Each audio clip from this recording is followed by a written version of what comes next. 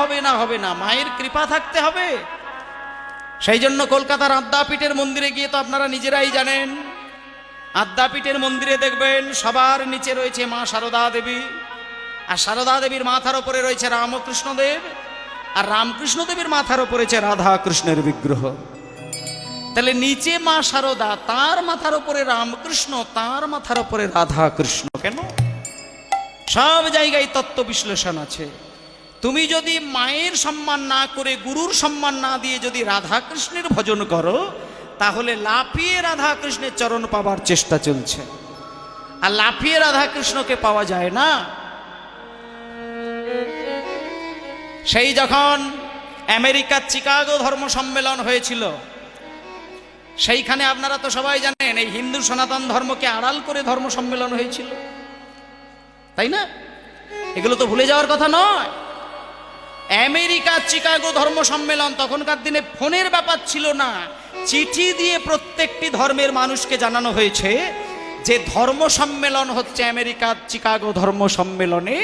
এইখানে প্রত্যেকটি ধর্মের যারা নেতা থাকবে, যারা ধর্মের সর্বজ্ঞ ব্যক্তি থাকবেন, তারা তাদের ধর্ম সম্পর্কে কথা বলবে, যুক্তি তর্ক দিয়ে যে যার ধর্মকে বড় করবে। এবার ধর্মের মেলা বসেছে, প্রত্যেকটি ধর্মকে নিমন্ত্রণ দিয়েছে, কিন্তু বাবা একটা ধর্মকে খবরই দেয়নি।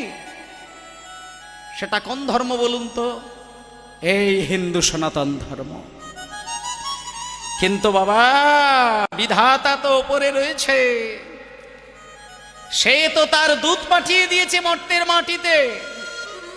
আমেরিকার ধর্ম সম্মেলন হচ্ছে, সবাই তৈরি হয়েছে ধর্ম সম্মেলনে দুটো কথা বলবে, কিন্তু হিন্দু সনাতন ধর্ম সম্পর্কে কথা বলার মতন মানুষকে খবর পৌঁছায়নি। কিন্তু গোপনে গোপনে খবর পৌঁছে গেল কলকাতার একটা বাচ্চা ছেলের নাম হলো নরেন। নরেনের কাছে যখন খবর গিয়েছে যে ধর্ম সম্মেলনে হিন্দু ধর্মকে কোনো সংবাদ দেয়নি, নরেন সারাদিন ধরে রাত্রির ধরে কেঁদে কেঁদে পরের দিনে মা সারদা দেবীর চরণে আছাড় খেয়ে কাঁদতে লাগলো। এগুলো শোনার দরকার আছে। আজকে হরিনাম শুনছেন, কিন্তু ধর্মকে টিকিয়ে রাখলো কে? সেইগুলো সম্মান দিতে হবে।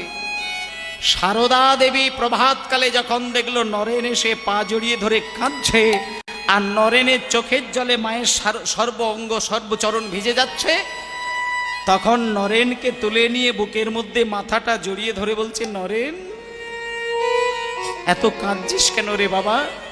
তোর মনে এত কিসের দুঃখ? তখন আস্তে আস্তে নরেন বলছে, মা তুমি বোধহয় জানো না, বিশ্বব্যাপী ধর্ম সম্মেলন হচ্ছে, বিশ্বের প্রত্যেকটি ধর্মকে নিমন্ত্রণ দিয়েছে, কিন্তু হিন্দু ধর্মকে নিমন্ত্রণ দেয়নি। মা ও মা, আমি তোমার চরণে একটা আশীর্বাদ নিতে এসেছি, আর অনুমতি নিতে এসেছি।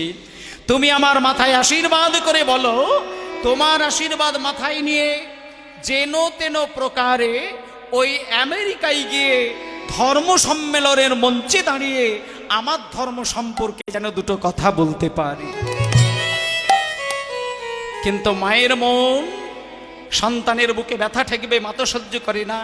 সারদা দেবী বলছে, নরেন তুই যেতে পারবি না, কলকাতা ছেড়ে আমেরিকা কি ঘরের পাশে, যেতে পারবি না।